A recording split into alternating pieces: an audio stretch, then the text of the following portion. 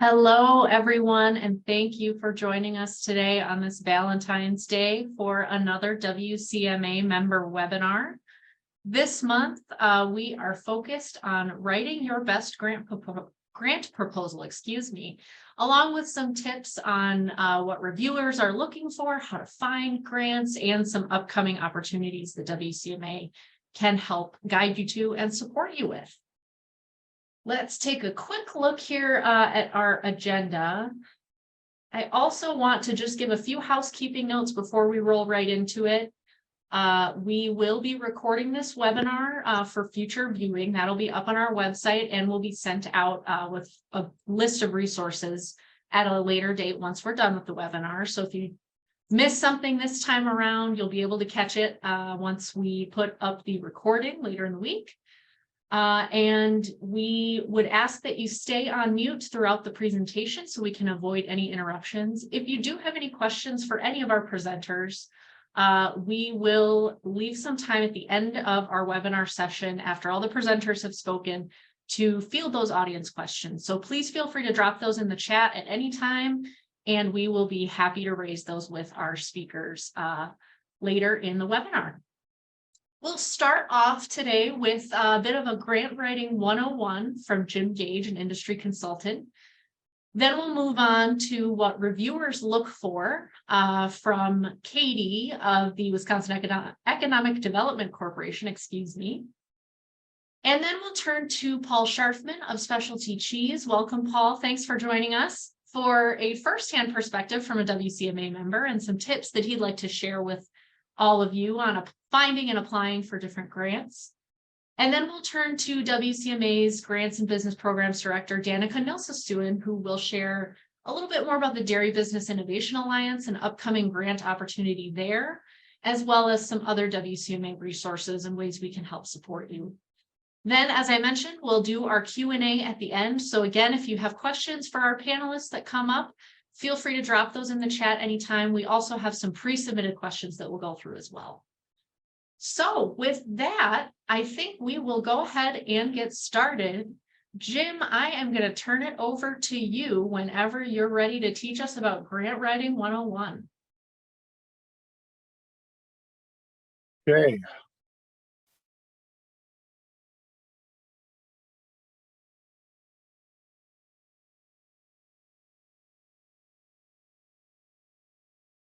Yeah, let's make sure we start at the beginning. Yeah, hi everybody. My name is Jim Gage.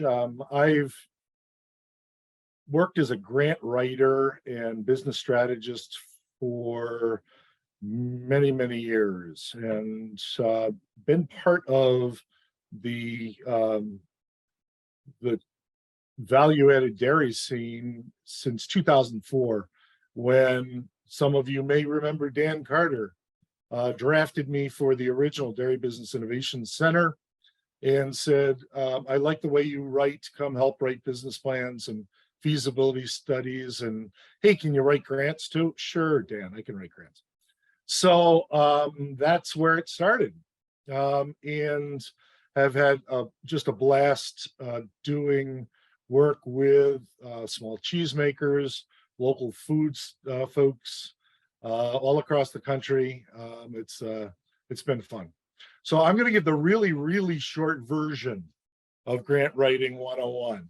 Okay, some of it may be painfully obvious, but I think that I'm happy to answer all the more complicated questions when we get to at the end of the presentation. So I hate hearing grants are free money. They aren't free money. You are going to have to work for them as you write the grant and then implement the grant. It will take resources to do that.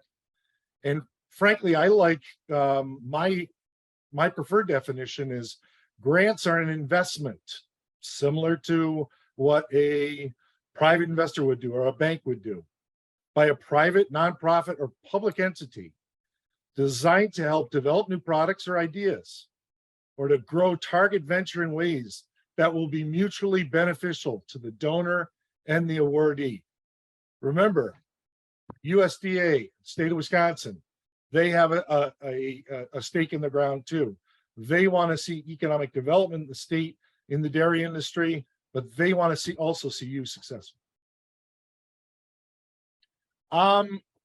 Maybe some things to watch out for, and let's get a couple of slides on that. Is all grants are not created equal, and so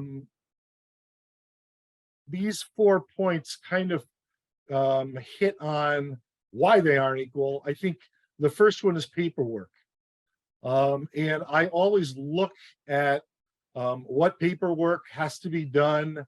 And frankly, if there's a lot of forms and other kinds of things, I print those out first, take a look at them. If I don't understand them, I'm calling up the folks at USDA or the state of Wisconsin or DBIA and saying, I don't understand what this is. Help me out, because that's fundamental stuff. Another difference is proof of business viability. Sometimes they want to just know that you're in business. Sometimes they want a certification from the Department of what is it? DFI, Department of Financial Institutions. Sometimes they want a full business plan, but they want to know that you are meeting a minimum requirement as a business for their grants. None of the applications are created equal. And so that's why I'll probably say in the next 12 slides, please read the application, please do it. Because eligibility issues may be different. The questions that they want answered will be different. The way that they want a budget expressed is going to be different.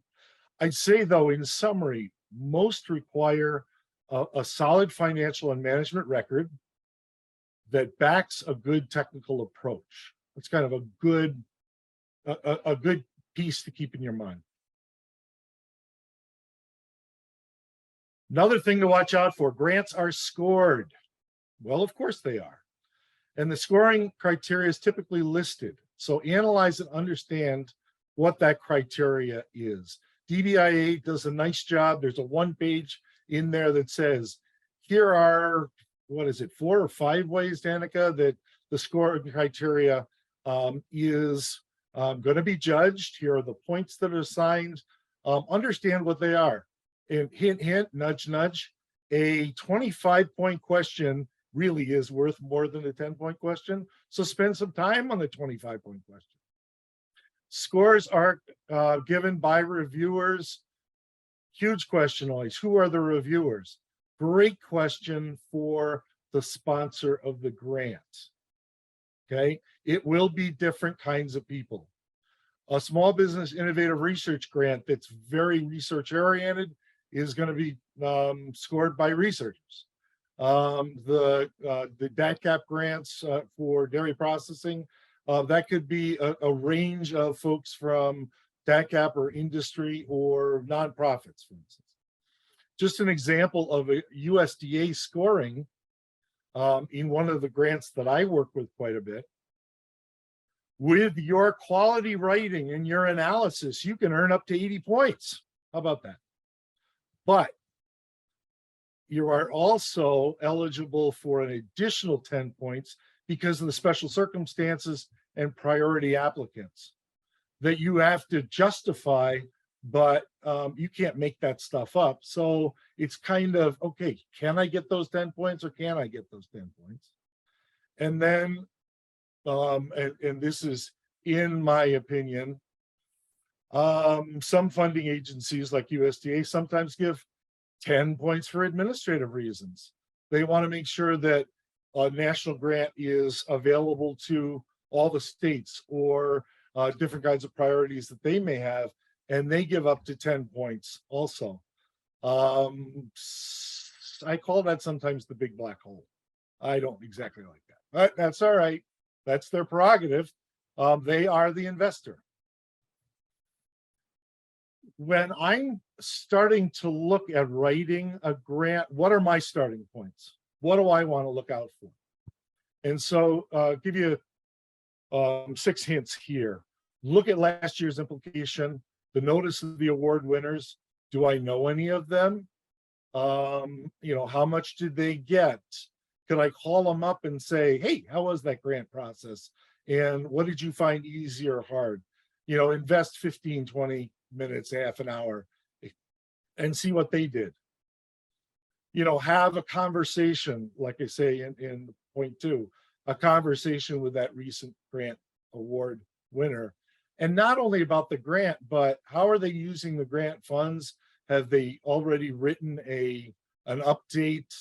Because sometimes you have to write, I think, a 3-month, every 3 months or every 6 months, you have to write a report. Is that, something that's onerous, or is that, pretty easy? I would then sit back and say, am I a good candidate for this grant? If you're trying to put a round peg in a square hole or a square peg in a round hole, you better then go and talk to DBIA and say, I don't know if I'm good for this, and have some questions ready for them so that you can have a good, solid conversation to indicate whether or not you're eligible or not.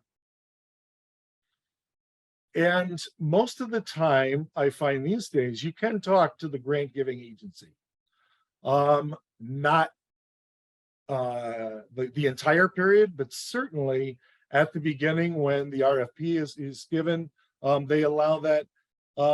What I have found is that because of the popularity of grants, sometimes you're not going to get an answer for a day or 2 or 5, but be patient and be persistent. I say map out a strategy, okay? Take all the questions, list those, and then kind of put some bullet points to them. Who's going to write what piece? Do I have to, as you see in point 6, should I create a grant writing team so that, I'm the operations person, and I've got the cheesemaker that's involved, and I've got my marketing person involved, and I got my financial person involved, and I put them in one room and say, this is the grant we're going to write. Any questions, comments? All right, who wants what piece and everything? Map out the strategy, create your grant team. So the grant writing strategy, and usually you will not see this in most grants because the funding agency thinks everybody knows how to write grants. My opinion, okay? But usually if someone talks to me, we have a conversation about what that grant writing strategy is. And the first thing I always say, have you read the proposal, the RFP, and do you understand the questions? And if that person is new to grant, usually go over that and say, is it eligible? Are you eligible? Are you not eligible? Which ones, does it make sense to call up Danica and ask her questions about, or whoever the representative may be. I typically take the questions, and so let's just say for giggles, there's 5 questions, okay? Or there's 5 larger questions, and under each question, there's 4 sub questions or whatever. On each of those 5 large questions, I start talking to myself. It's okay in this. All grant writers talk to themselves. It's all right. Take that first question and bullet point. All right, this is some things I want to talk about in this one. This kind of answers that second question. What else can this fit here? And don't worry about where it fits at first. You may want to shift some things around to those other questions, and it may when you then write your compelling story, you may want to shift things around, but just bullet point some stuff first. Get it down on paper, okay? And okay, you caught me. I said paper. You can tell how old I am. All right, you can write down on the screen, and you can show your team later and kind of look at the screen. But you want to get it down so that you've got kind of a straw person to start out with. And I always say compelling story because remember 2 slides ago, we talked about the reviewer. The reviewer is reading multiple proposals. They read a compelling story. chances are they're going to give you an extra point or two or whatever. If they understand what you're trying to do, they'll get it. And answering the question, because we know that it has to be scored, it's a lot easier to get those points. So a key to the kingdom here is I like to practice cascading logic. And cascading logic is saying, I'll just give you an example from the cheese world. Our cheese plant has undergone significant improvements in the last 10 years. And now we feel that we are ready to make 5 different kinds of cheeses, or we're ready to do this. Some of those improvements include, and then under that initial paragraph, I'm writing 3 or 4 bullet points. So it's very easy for a viewer to understand, here's the main topic area, and here's a couple of things underneath that topic area.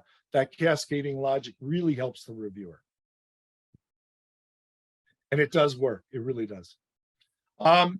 Writing the grant plus. So you write the grant and turn it in. Oops, I'm over. No, you are not over. Make sure after you turn it in, you're keeping all the records someplace.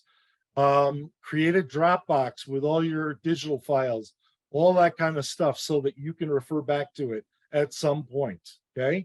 That stuff's gonna be golden if you wanna write a similar grant at some other point. After 3 to 6 months, someone at DBIA is gonna call you and say, congratulations, you won the award. And then they're going to put paperwork in front of you. And they may offer you a contract, or I don't know what DBIA is going to do.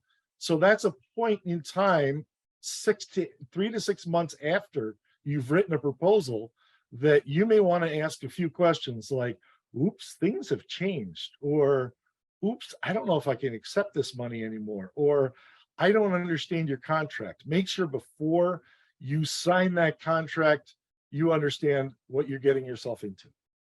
And then understand, and maybe this is by talking to the DBIA folks or talking to someone who's been through it, understand what it is you have to do when you implement and complete the grant over that specified period.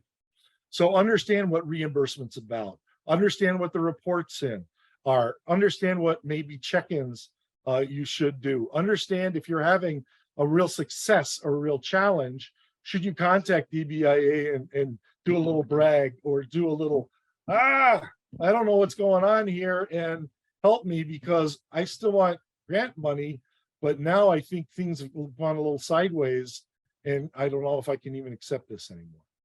Don't keep folks in the dark if they're your investors. Let's go to Wisconsin Dairy Producers and Process. Grace, I hope I got 3 more minutes.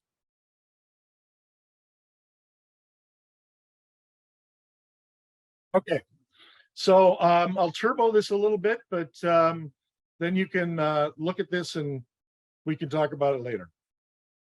So for Wisconsin Dairy Producers and Processors, you have just a wealth of information and possibilities, because you do have local, state, and federal agencies that are ready to provide either grant funds or loan funds. There's differences in length and complexity. One of the grants that I typically write is, yes, 150 pages long. Ineligible and eligible grant requests, pay attention to that part of it. And there's lots of other differences that just make sure as you read a number of different grants, you see what those differences are. And I'm going to be a little systematic here. I don't know if my wording's right, but I'm going to throw it at you anyway. So take a look at the arrow at the bottom, and you'll see that when you move from the top left corner to the bottom right corner, you're going to expend more time, resources, and expertise. So I want to give some examples of what I consider to be the most proximate grants, ones that might be easier to do, ones that have more effort in innovation, which means more time and efforts and expertise, and then the most effort and innovation. But what that means is they may be more beneficial to you, and they might be the most lucrative. So the most proximate, in my opinion, again, some examples from folks that I've worked with is I love the DADCAP dairy processor grant. Just finished up a little while ago. Pretty easy, 4 questions. You know, they want to understand your budget. They want to understand who you are.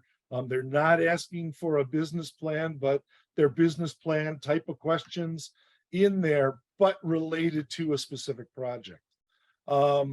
Yes, it's only $50,000. But if there's a key $20,000 or $25,000 that you need for your operation, that's a nice grant. And in a sense, also the business builder grants that Danica is going to talk about, I think later in this program, function a bit the same way. I like the fact, Danica, that these can offer a wide range of possibilities for the audience, for the applicants. And so that's one of the good things, but it's one of the challenges too. Make sure your grant, your business builder grant, is focused, and make sure that you talk to whoever it is that's going to be on that grant to talk to, so that they can give you some advice on it. I know more for the producers, but processors have been involved in the SARE program before, the Farmer Rancher grants. Small money, but what they are is they're kind of applied research that work on an idea and push things forward. These are due in December, and there's some really interesting results that have come out of now 20 years plus of SARE grants. And then again, some selected USDA NRCS grants.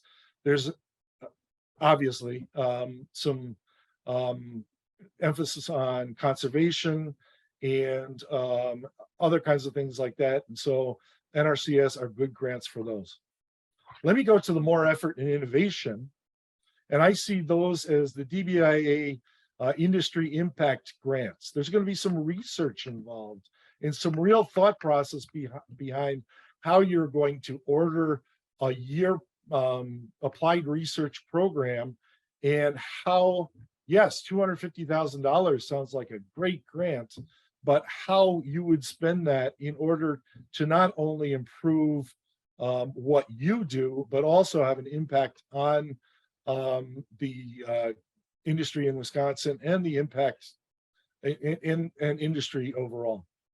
I see the same thing with Buy Local, Buy Wisconsin, but this time you're competing against not only dairy folks, but everyone, with that target of making sure that this is directed at Wisconsin products and Wisconsin marketing and Wisconsin impact. And these are very competitive. And so read those carefully. And this is one that I remember because some of the grants I work with don't have a page length. These have a specific paragraph, or they're asking for 500 words, or there's sometimes those are harder to write. I work a lot on USDA rural development, value-added planning and working capital grants. The planning grant is to help you look at a new market or a new product or a new way to do business. And that will be coming out end of this month, in March. I encourage you to take a look at that. Selected nonprofit and foundation grants are sometimes smaller, but it leads to other things. And I'm sure some of you have looked at crowdfunding platforms like Kickstarter and others. they're good. You know, the only caveat I would say on that is be ready to work hard and be ready to market yourselves like crazy. One more minute. The most effort and innovation. So the grant that I specialize is this VAPG working capital up to $250,000 for producers. And when I say producers, it's a farmer who now wants to make cheese. So a farmstead producer, or it is a producer group like a dairy cooperative. So processors out there, there might be a specialty category for you that we could talk about, but it's a really rare one. I list Small Business Innovative Research Series. This is if you are going to do advanced applied research and create new products or new systems. And it's a 3-part series that is very, very competitive, but I wouldn't shy away from it. At least take a look at it. I may let Katie skim over industrial revenue bonds, but I've used industrial revenue bonds a couple times in the past.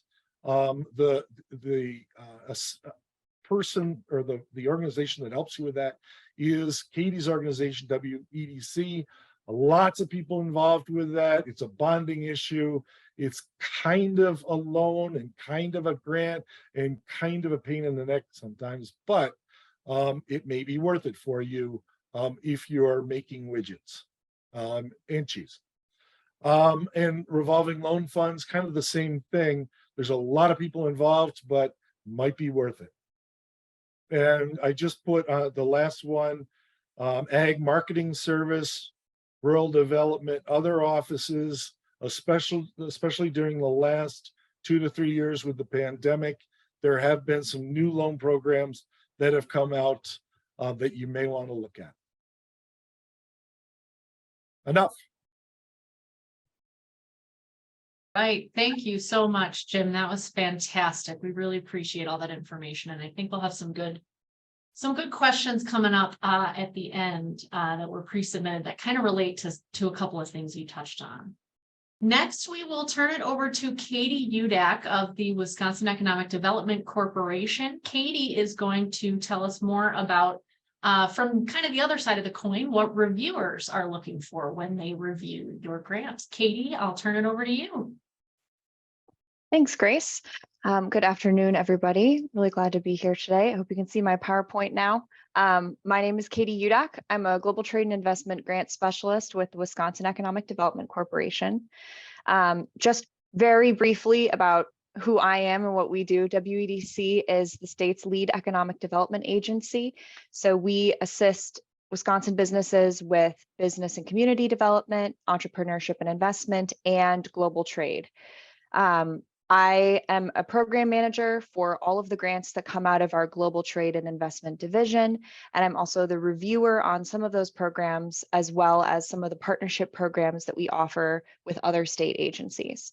So today I'm going to give you the reviewer perspective and talk to you a little bit about what we're looking for when we read your grant application or your grant proposal. So I want to talk about my 3 top tips, or my 3 main things that I am looking for when I review a grant application. Overall, what I am looking for is an application that is complete, cohesive, and strategic. And I'm going to talk about each of these points in a little more depth. So let's start with complete. This is the very first thing that I look for when I'm reviewing an application. Is it done? An incomplete application is the most common and the most preventable reason that a grant application gets denied. Very simply, the application has to be complete and it has to be completed correctly for us to be able to evaluate it. So as Jim said, you want to read everything. Any materials that the grant agency has given to you, info packet, website, a rubric, whatever you have, read it and read it carefully. And that includes the application. Read that through before you start answering the questions. You want to pay attention to what the program is designed to do and what the funds can and can't be used for. Once you have read and you feel like you really understand the application and you start writing it, You want to make sure that you are answering the question that's being asked. It's really common for grant applicants and the grants that I read through to kind of answer the question or to provide sometimes an entirely different answer. So make sure that as you're reading through, you're understanding the question and you're giving the information that's being requested. On a similar note, when there's additional documentation or there's attachments, you want to make sure you're giving them exactly the kind of document that they're asking for with the right information in the right format. If you have, interesting formats, so you're not providing the right kind of document, that can result in delays. When reviewers have to dig through that documentation to see if it has what we need. And you'd be amazed what people will send in a grant application. I've gotten completely blank documents, hundreds of pages of tax forms, personal info, addresses, social security numbers, selfies. Anything you can possibly imagine, I have seen it in a grant application. So read through that documentation. They will always tell you what they want and in what format. So you provide exactly what's being asked for. That's going to not only expedite the review because they won't have to come back to you and say you didn't provide what we asked for, but it looks much better to the application reviewer as well because they can see that you understand what this application is asking for. That's a big part of the grant proposal. It tells us how you're going to do in the reporting phase. Every grant program has a reporting phase. At some point, you're going to have to tell us how the project went, how you spent the money.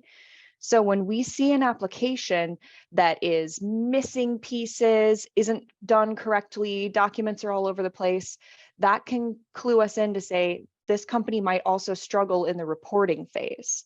So the application is not only a chance to tell us about your company and your project, but also to tell us you can handle the management portion of this grant.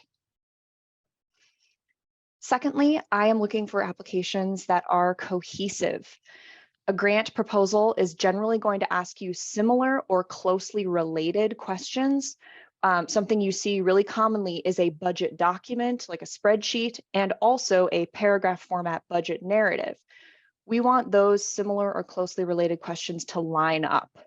All of the parts of the proposal should fit with all of the other parts. They should all make sense together.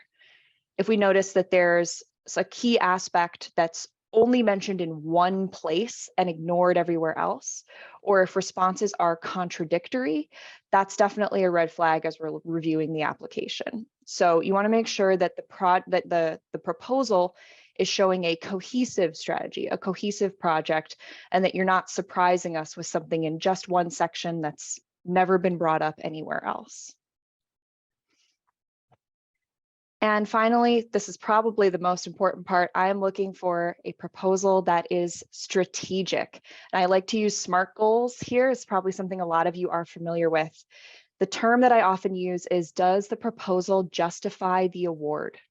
So we're looking for a proposal that is well planned and it fits within the program's intent and guidelines. We're looking for a strategy that needs funding, not just seeking an opportunity to get cash, right? Like Jim said, grants are not free money. There is no grant program that will write you a check just because you filled out the application. So this is where the SMART goals come in. I'm looking for an application that is specific, telling me exactly what you are trying to achieve and how the money is going to get you there. Looking for an application that is measurable. How are you going to show me that you have achieved these goals?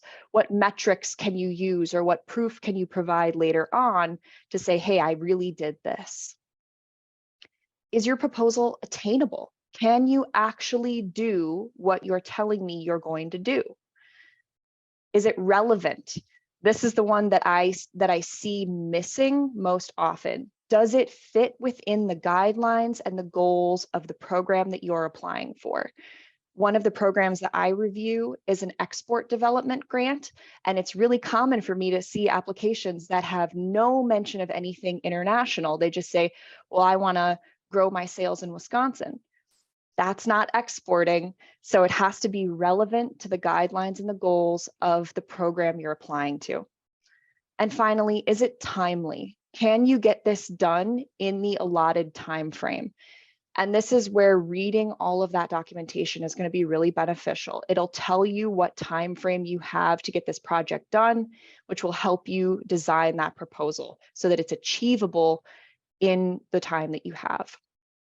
Every program has specific goals and guidelines.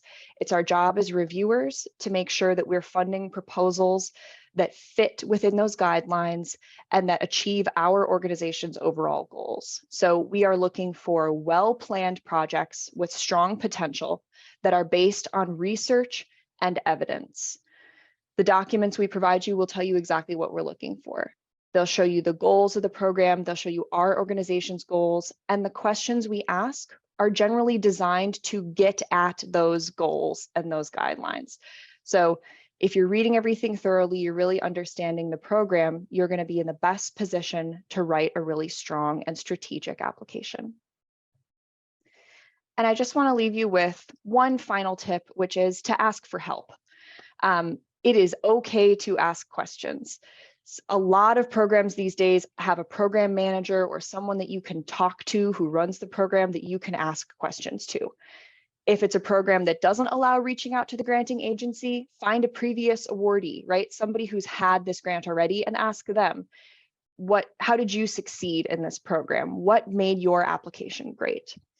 If you do have a program manager on the program that you can talk to from the grant agency, building a relationship with them is a great way to help your project go smoothly. Grants program managers, we want to give out this money. We want to help companies succeed, but we also have rules that we have to follow. If we're saying no to something, it's because there are guidelines that are in place that tell us we have to say no. So if you help us work with you, we can help you design an application that will best fit our program, that'll work within those guidelines and that will achieve your company's goals. Sometimes if you are not eligible for a certain program or your project doesn't quite fit, grants program managers can even refer you to other programs that might be a better fit. So don't be afraid to ask for help from grant program agency, from previous awardees, private grant writing companies, from coworkers, whoever you need. Get some more eyes on that application. It certainly can't hurt.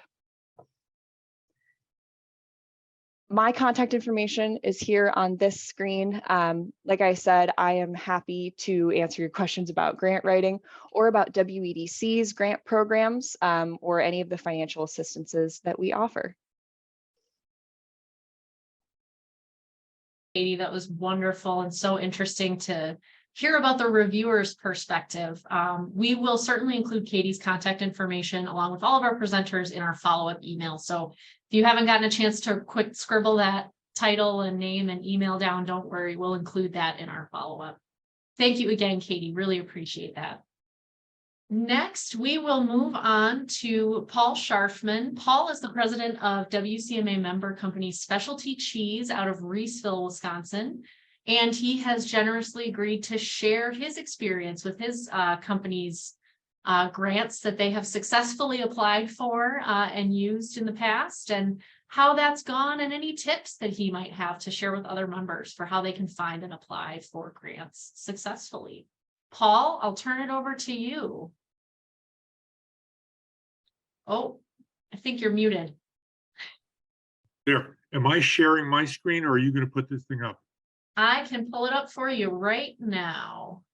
Oh, good. And you let me know when you're ready to move along. So I don't know that I have a whole lot to say. First, let me introduce my company. Why don't you go to the next slide, please? Perfect. So for those of you who don't know, Specialty Cheese Company makes special cheeses, which is weird. We make weird cheese.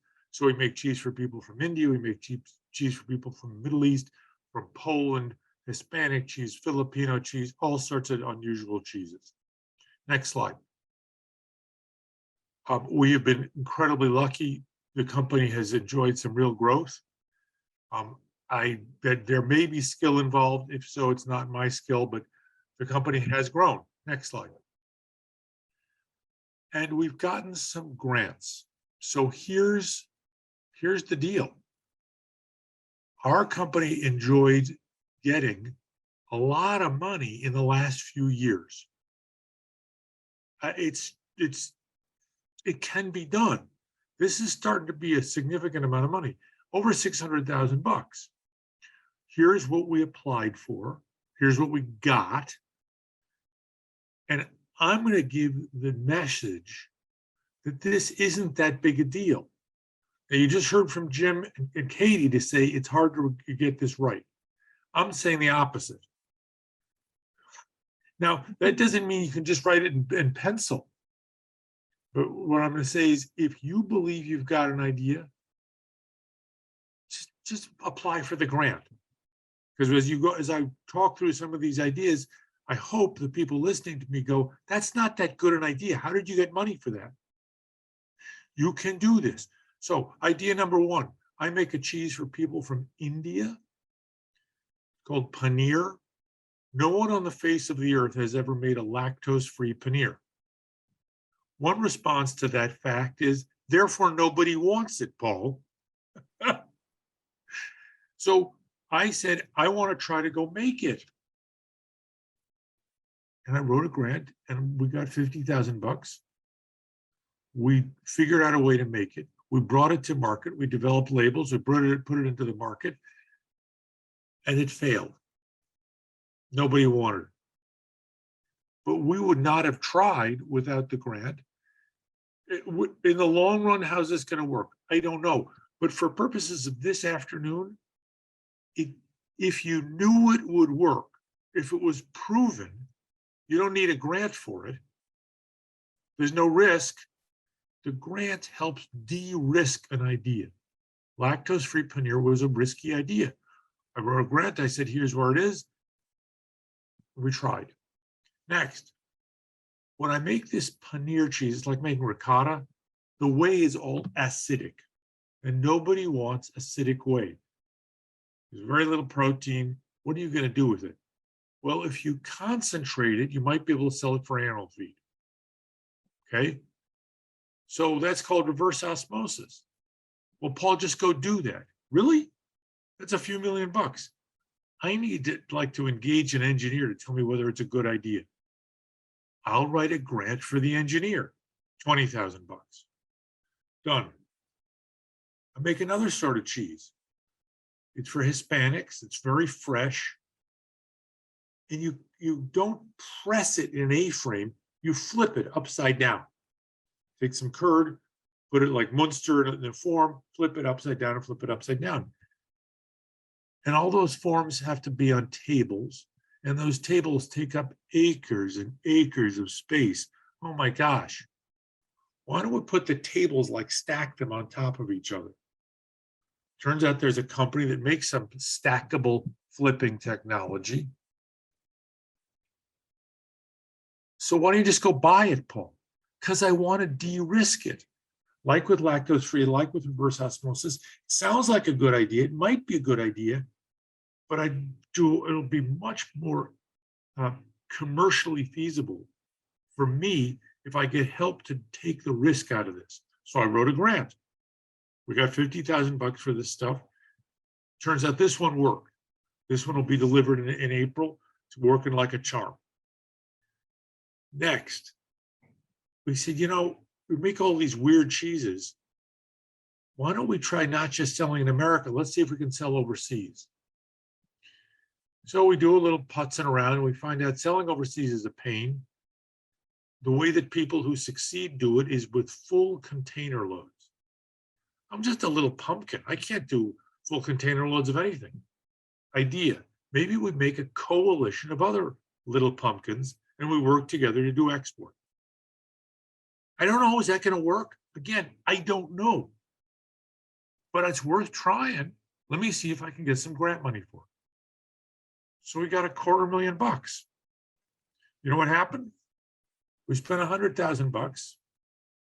The US dollar went through the roof. Export markets dried up. It's not going to work.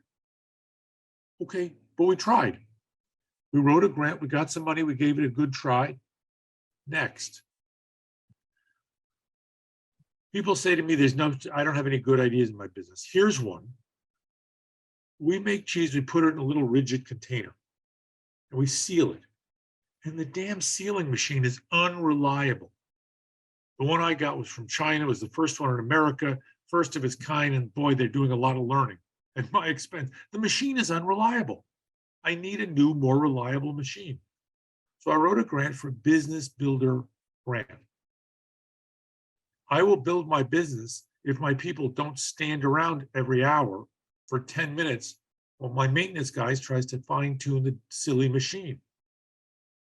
You write a grant for that? That sounds like a maintenance project.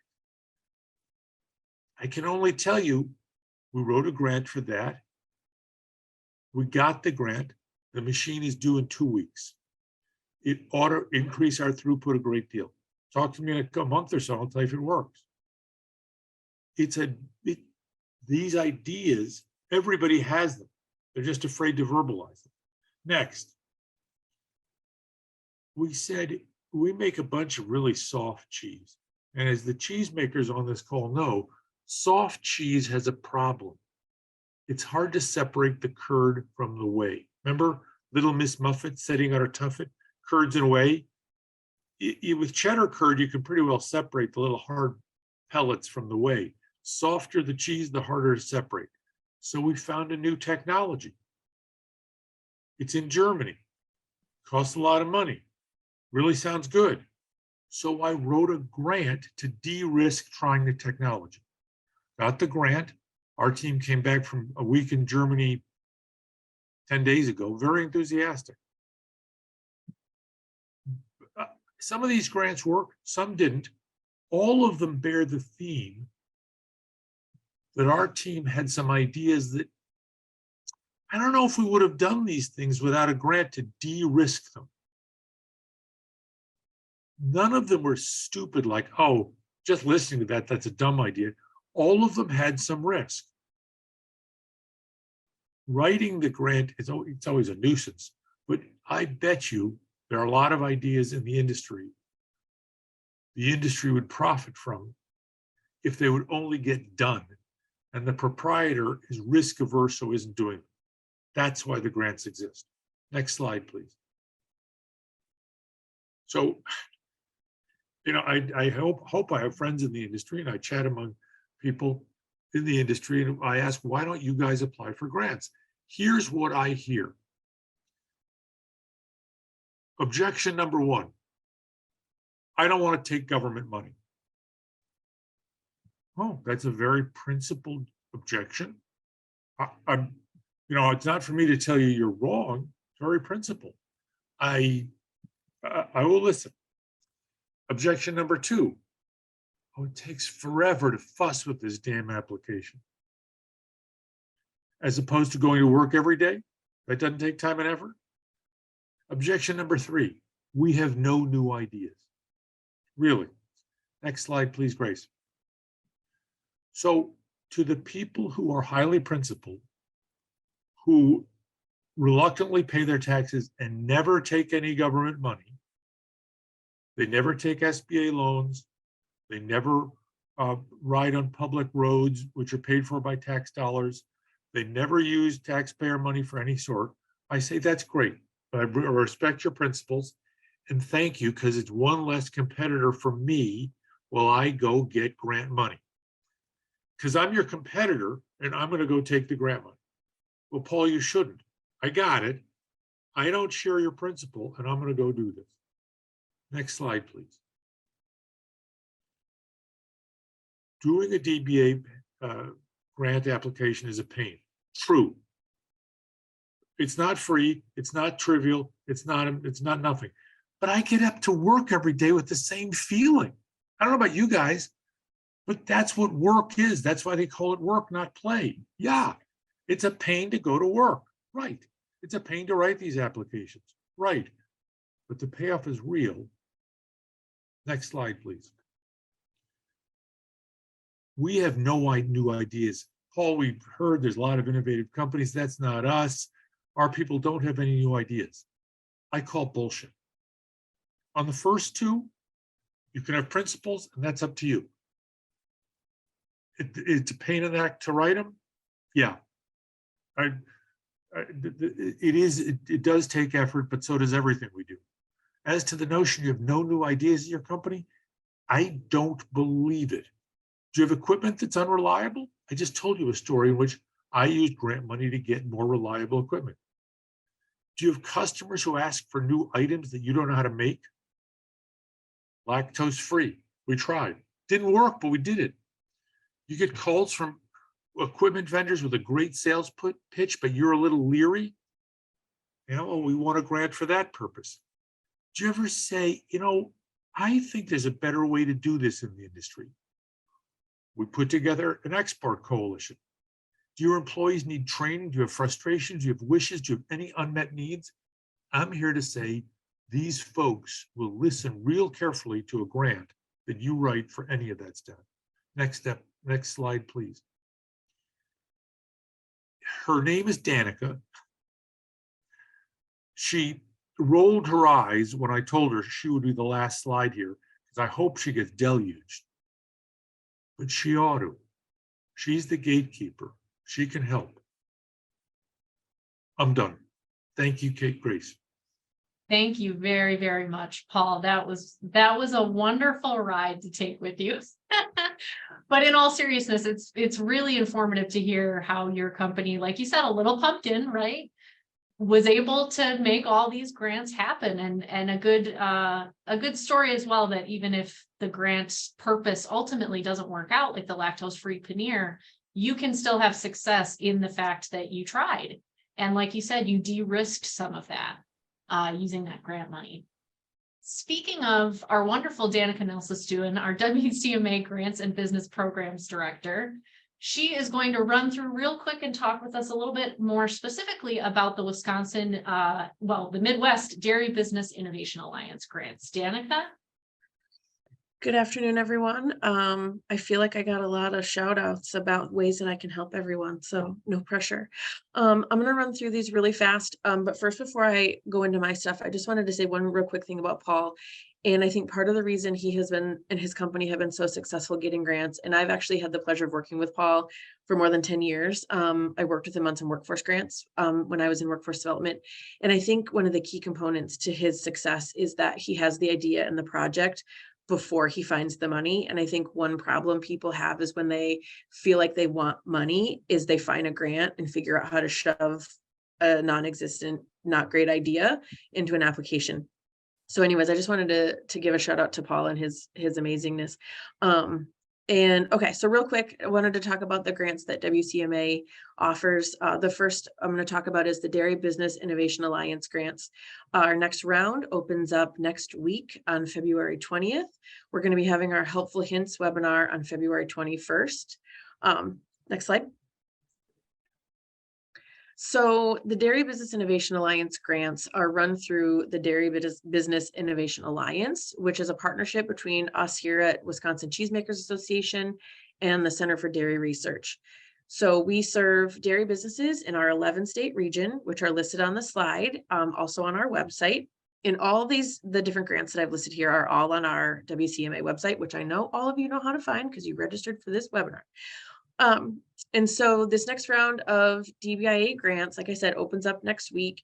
They're really focused on getting funds to small and medium dairy businesses to help diversify what they're already doing on farm, to help grow a current processing business, innovate, sustainability, export. So we've had farmsteads apply to start processing product for the very first time.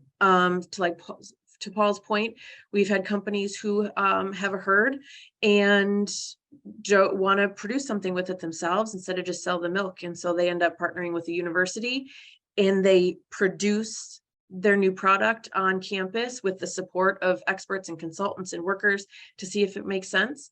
And then they apply for a grant the next round to buy their own equipment, which is exactly what we hope would happen. So those are a really great opportunity for companies looking to just expand and grow and prove what they're doing in the dairy business. So like I said, next round opens next week. More information on our website or the CDR website. Next slide. All right, one quick thing, sorry, I forgot to mention about DBIA as a pro tip for those of you who are thinking about applying, and it was brought up a little bit, is if you're applying for one of those grants, and you're telling your story through that narrative, make sure that you're telling the whole story. Because one of the top things that I have noticed is that an idea, you can tell that there's a well thought out idea there, but we're not given enough information to score it well.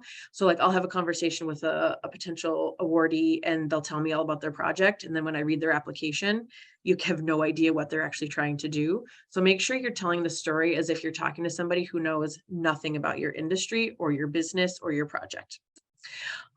Okay, so the other two quick grants I want to talk about are related to exports. The first is really focused on consultation hours with an export expert to kind of figure out if your company's ready to export, if you're ready to expand how you're exporting. That's a lot of EX words. I'm going to get all fumbled up. And so we're really fortunate to partner with Ryan Wucher from MCT Dairies. And he's spending a lot of great time with some companies talking through their business plans, their goals for expansion, their product lines, areas of interest, and figuring out if it makes sense. Sometimes it doesn't make sense. And we think about ways we can expand, within the United States. He's just been a really amazing resource for these companies. And so that grant is really focused on getting some time with him and working through some of those ideas, in addition to having some funds to pay for social media campaigns, shipping, sampling, and branding and retail awareness out in other markets. And the other grant we've got one left. So if you're interested, you got to call me right away. First come, first serve. We have one collaborative market access grant, which is via funding through WEDC. We have money to give to a company of up to $15,000 to help offset the cost of trade show attendance. And I guess I'm just going to stop there because I know we're running out of time. So the next slide is just other grants that we have here in Wisconsin that are up on our website. So feel free to take a peek at our grants website at WCMA, because everything I just talked about is on there. Oh, rapid fire. Wonderful. Thank you, Danica, for that information as well. We will get into a few questions and answers here with 1 minute left. We'll try to go fast. Of course, if you think of additional questions, please feel free to send them our way, and we are happy to help answer those. You should have my contact information, and you can always find that on our website as well. First, a number of our presenters touched on this a bit, but how do I find grants for a specific project, industry, innovation? Danica mentioned that it's not a great idea to try and find a way to shoehorn an idea into a grant that doesn't necessarily fit. It's better to find something that is specific to what you're looking for. We've mentioned a few resources that we'll also share after this webinar for places you can find those different types of grants. But WEDC, Wisconsin Economic Development Corporation, is a great one. Jim mentioned several USDA, U.S. Department of Agriculture resources as well. And Danica mentioned our website, wischeesemakers.org. We have a grants and financial resources webpage that lists a number of different grant opportunities relating from business building grants to workforce related grants to export, and we continue to add to that page all the time. So we'll share again all of these resources after this webinar, but there's a number of places you can find different grants to fit different ideas that you might have. I'm going to toss this one, I think, to Danica, that 11-state DBIA region. What if my company is in a state that isn't covered in that region? What should they do? Hey, Grace, great question. So like I mentioned before, we're in the Midwest region, and I here at WCMA administer those funds. But there are dairy business innovation funds all over the country. Pretty much not every state in the country is in a region. However, there are 3 other regions, one in Vermont, one in California, and I think Pennsylvania. Ooh, my brain is mushed right now where the other region is. But all those different regions are up on our website. And so if you're in a state that's not covered, you can email me or call me and I will help get you connected with whomever can help you with that. And then also take a peek at our website. But there are DBII funds that are spread out beyond those 11 states. Okay. Jim, I'm going to toss this one to you. Is it common for grant reviewers to provide feedback even if I don't get a grant? Are they going to tell you anything after the fact? Oh, you're muted, Jim. Typically, you need to request that. I know USDA is required to provide that with their grants if it's requested. And so, and I would always, if you don't get the grant, I would always request that just so that you become Paul didn't become a great grant writer overnight and get the ideas in his head and everything. I think Paul probably even missed a grant here or there. But what I'm saying is learn from mistakes and just get better at it so that you can then get that investment that will grow your company. Okay, that's a great tip.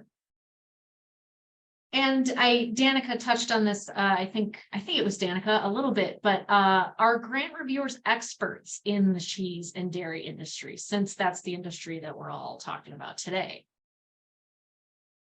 So I'll answer this real quick and then kick it over to anybody else. So I just got done reviewing grants when I first started. I'd been here about a month and got the opportunity to review grants, and I'm learning an expert, but I've been managing grants for a really, really long time.